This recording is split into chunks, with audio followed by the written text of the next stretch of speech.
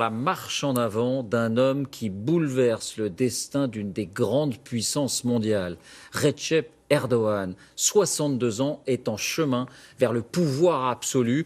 Et la présentation du nouveau gouvernement aujourd'hui l'a confirmé. Qui l'eût cru? Il y a 10 ans, il incarnait le renouveau démocratique d'une Turquie qui regardait vers l'Europe. Aujourd'hui, il prend la direction opposée et se pose en nouveau sultan. Marc de Chalvron.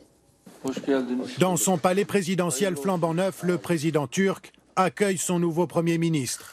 Un homme choisi pour surtout ne pas lui faire d'ombre.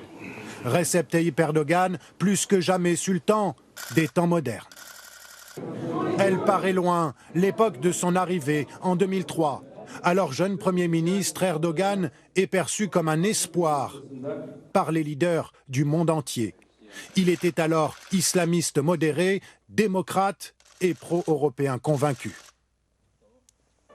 13 ans plus tard, Erdogan est désormais président, atteint d'une folie des grandeurs, à l'image de son nouveau palais.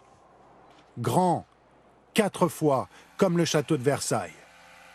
Un homme de plus en plus autoritaire qui n'hésite plus à arrêter les journalistes,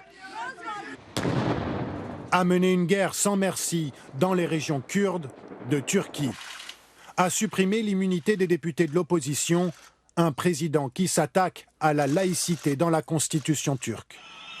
Dans sa dérive autoritaire, Erdogan a désormais un autre projet, s'arroger les pleins pouvoirs. Et c'est à ça que son nouveau Premier ministre, un fidèle parmi les fidèles, va servir.